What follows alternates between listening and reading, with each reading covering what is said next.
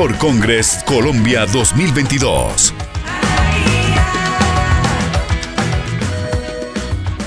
Se pone a revisarlo juiciosamente, va a ver que todas estas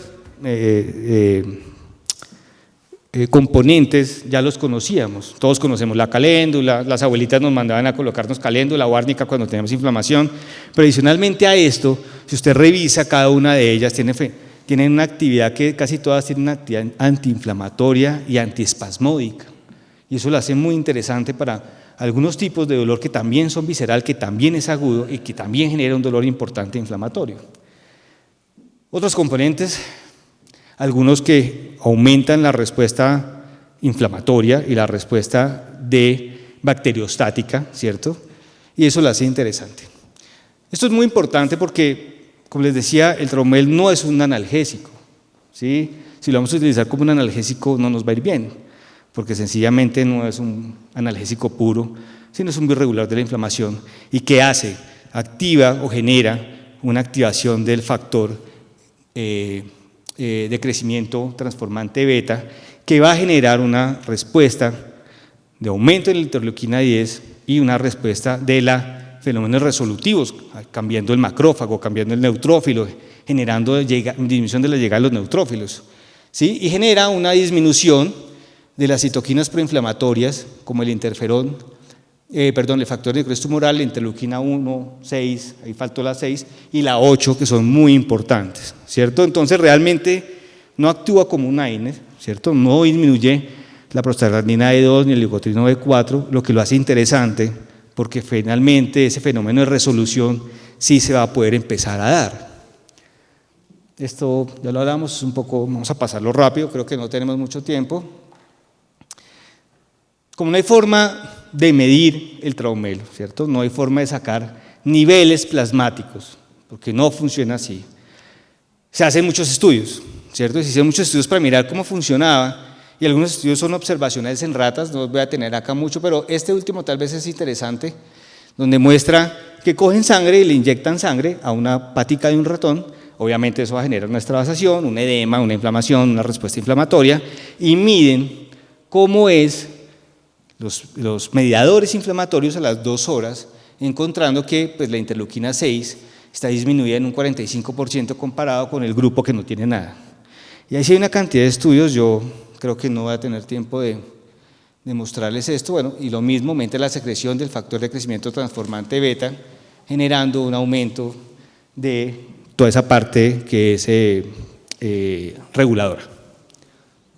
Hay múltiples estudios, in vitro, in vivo, ensayos clínicos, algunos muy interesantes. Hay algunos que no son tan interesantes, porque uno dice desde el punto de vista clínico, ¿cómo lo hicieron así? ¿Por qué lo hicieron así? Pero vamos a nombrar algunos. Lo traje porque nosotros, yo personalmente, no creía ni en los AINES ni en los bioreguladores tópicos, ¿cierto? Pero hay una cosa cuando uno hace consulta de dolor, y es que los pacientes le dicen a uno, doctor, no me formule nada, pero deme la cremita. Entonces empezamos a revisar, oiga, es más barato, farmacoeconómicamente, por efectividad y por farmacoeconomía, es más fácil formular un tubito que dar 60 pastas para tomar una cada 12 horas. Entonces empezamos a mirar que tal vez sí funcionaba. Y la respuesta es sí, medicina basada en la evidencia muestra, los ortopedistas tienen unos estudios donde muestran que realmente los AINES, específicamente lo hicieron con diclofenaco, que es el top del AINE, que sí mejora la respuesta inflamatoria cuando lo utilizan en las zonas que está con algún tipo de inflamación, y esto lo que hace es un estudio de no inferioridad del bioregulador con el diclofenaco, mostrando que funcionan de manera similar, respuesta similar en dolor y en edema. Este es un estudio interesante, tal vez uno de los estudios que más tiene el Traumel muestra, es donde cogen un grupo de pacientes con artrosis de rodilla, con dolor y limitación, y los someten, los comparan con un placebo y los someten a una inyección intraarticular de Traumel y Celté, otro medicamento irregulador que funciona mejorando la respuesta del condrocito. Y los evalúan escala de funcionalidad, escala de dolor y les va bien. Este es el estudio. Hay cosas que yo cuando me lo mostraron dije, no me gusta, porque se coloca una ampolla de Traumel y CLT intraarticular en la rodilla cada semana. Entonces les preguntaba a los del laboratorio, ¿por qué cada semana? ¿Por qué no cada 15 días? ¿Y por qué 3? ¿Por qué no 5, 7? ¿Cierto? ¿Por qué no le han tomado? No supimos la respuesta, sin embargo, cuando nosotros fuimos a revisar, pues sí, en la escala visual análoga y en la escala de WOMAC, en funcionalidad sí muestra el estudio que hay una respuesta muy positiva de los pacientes cuando les colocaron esto. Y este estudio, y no voy a tener es interesante, es de heridas en paticas de ratón, les va muy bien en la cicatrización con el Traumel. Pero no quiero comentarles este es otro estudio donde cogen unos ratoncitos y les meten Simosan, que es un proinflamatorio, una sustancia inflamatoria en el peritoneo y les colocan Traumel a 1.5 y a 3 miligramos por kilo y miran los marcadores inflamatorios generando una respuesta muy positiva con el Traumel. Pero tal vez no les quiero comentar, sino este.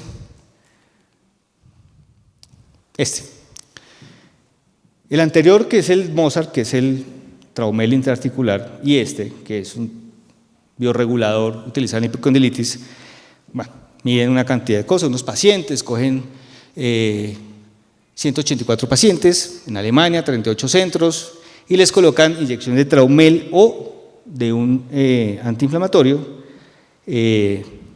diario por 2 semanas. Y miden dolor, la presión local, dolor en la movilización, dolor en reposo, movilidad articular en extensión y en torsión, que es el pronosupinación.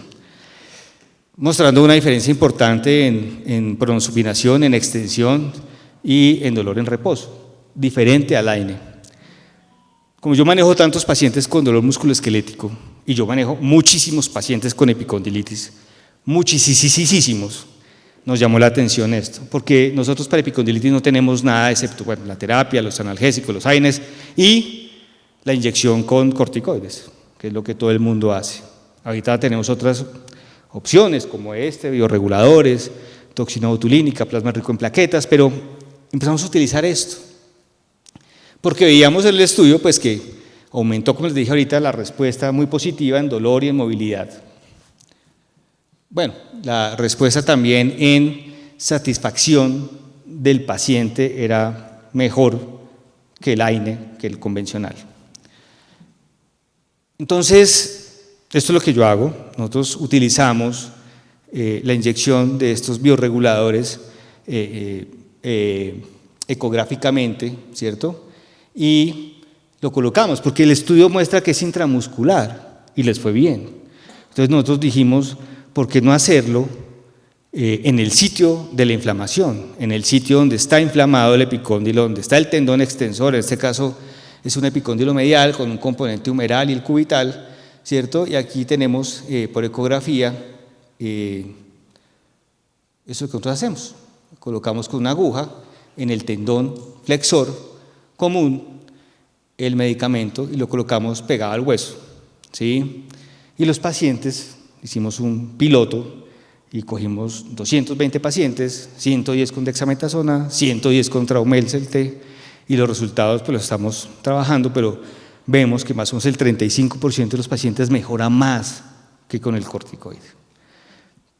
Y los corticoides, aunque llevan el peso del tiempo, ¿cierto? Nadie se puede morir sin el beneficio de un corticoide alguna vez en la vida, pero tenemos que tener otra opción diferente porque hay una gran cantidad de pacientes a los que no les podemos dar ni AINES ni corticoides, ¿sí? Yo me voy a tener acá, bueno, la ventaja de estos medicamentos es que tienen muy pocos efectos secundarios, ¿cierto? Tienen muy pocos complicaciones con el manejo de estos medicamentos, se pueden dar en todos los grupos etarios, ¿sí? Es fácil de manejar.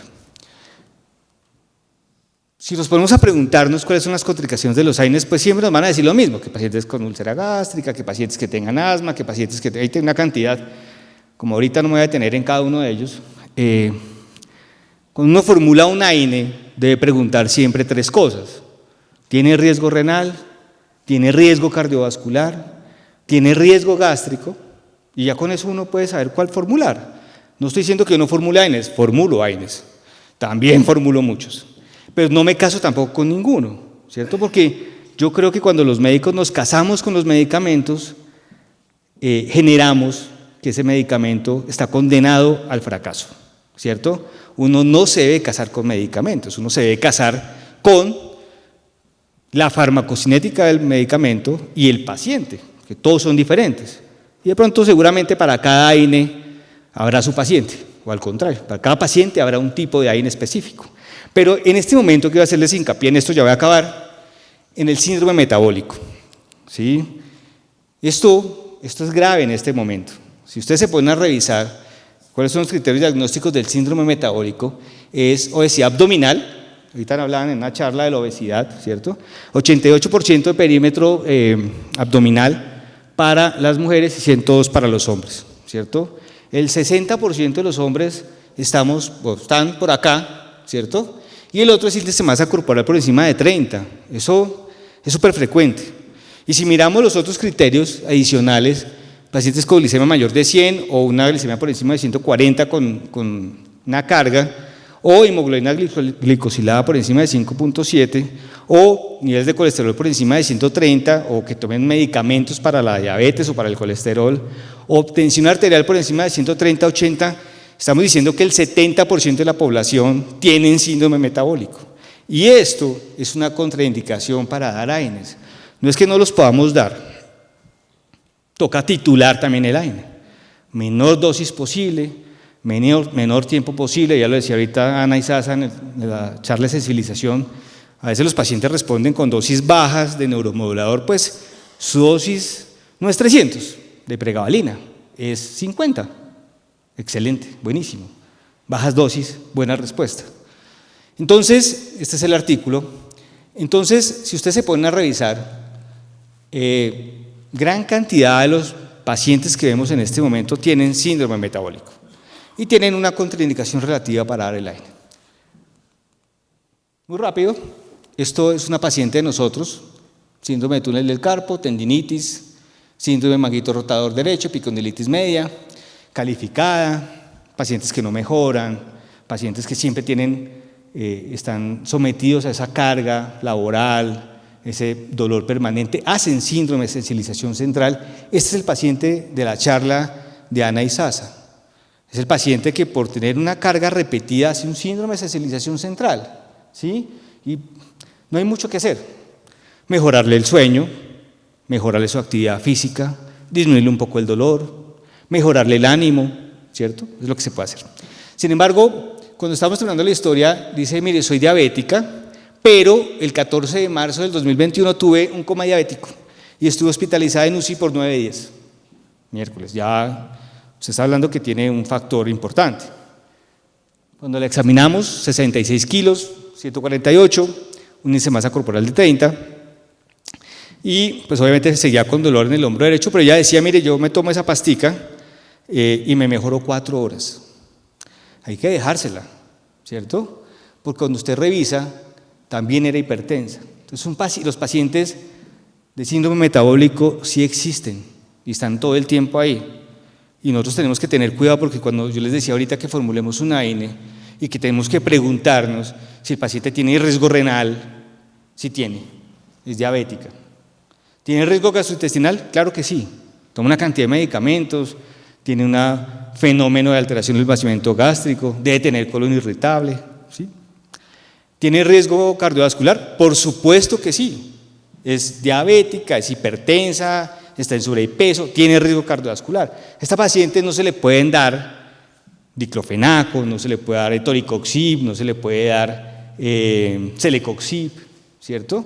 Son medicamentos que actúan de una forma intensa sobre la prostaglandina 2, bloqueándola y generando que la prostaglandina, la COX-1, quede libre y genera un fenómeno protrombótico por acción de ese medicamento, de esa sustancia que se llama tromboxano. Es una paciente que hace síndrome protrombótico, no le podemos dar eso. Entonces, para terminar, quiero contarles que también utilizamos el Traumel y el CEL intraarticular, como lo hace en el estudio Mozart.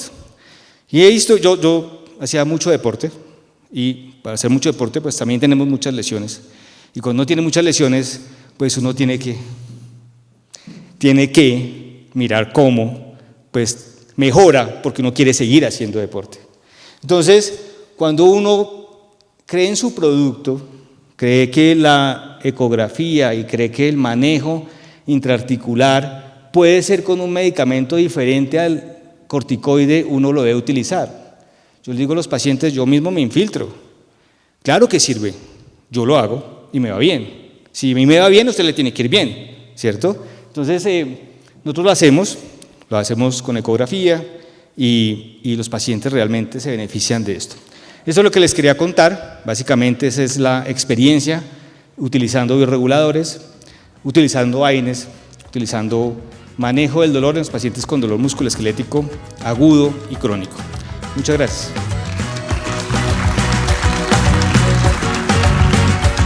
CISDED